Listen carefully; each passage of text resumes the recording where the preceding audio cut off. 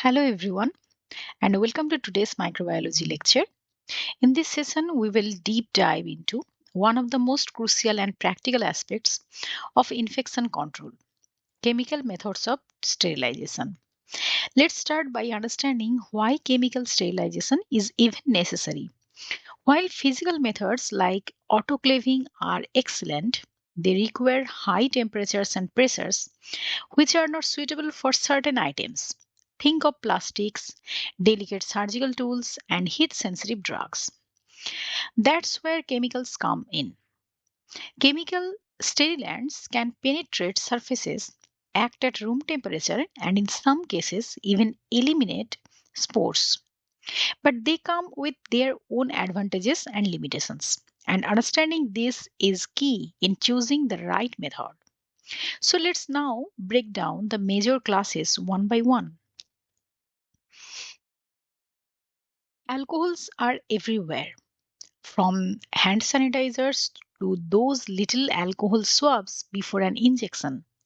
They are quick acting, affordable, and easy to apply.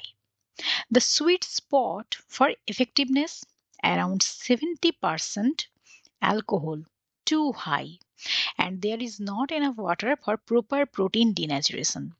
Too low, and it's ineffective. However, they don't kill spores and they are inactivated by organic debris like blood or serum. Plus, since they evaporate so fast, the contact time is limited, which reduces their long term effectiveness. Think of aldehydes as chemical cross linkers. They tangle up microbial DNA and proteins, effectively freezing their function.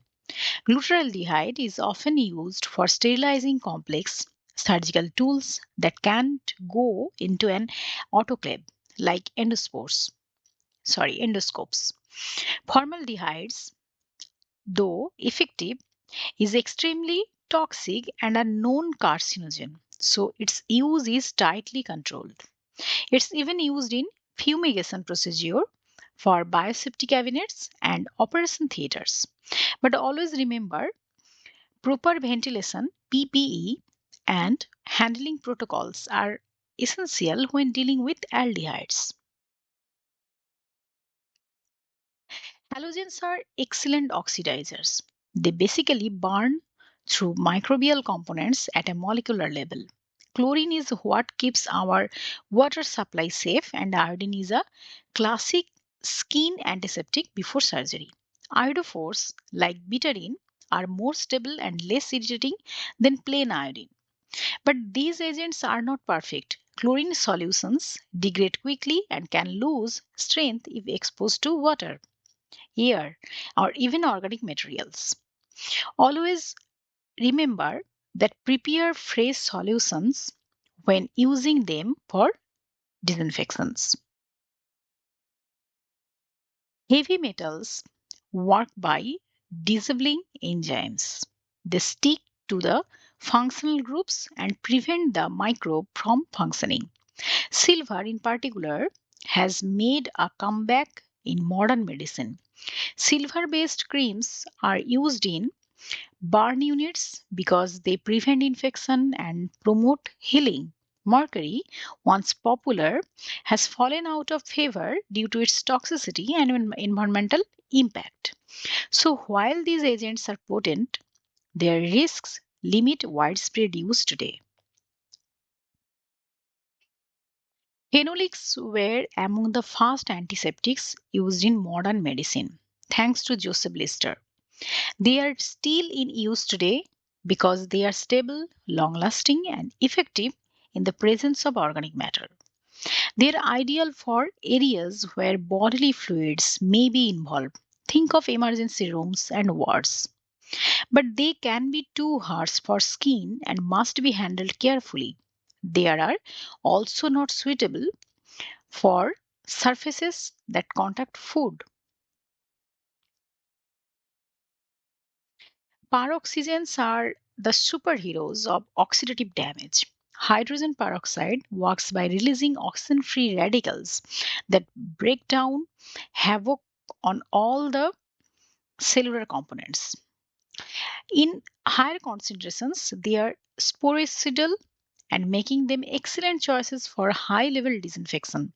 The best part, they are biodegradable, breaking down into just water and oxygen, so they are safe for environment. But be careful, high concentrations can burn tissue and are unstable if exposed to light.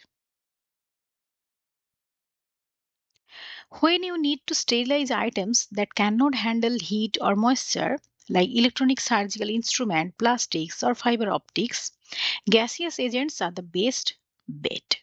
Ethylene oxide can even penetrate packaging and serves and crevices, but due to its flammability, toxicity, and long processing time, its use is limited to controlled environments. Similarly, formaldehyde gas is used for room fumigation but only with strict protocols due to its cancer causing potential.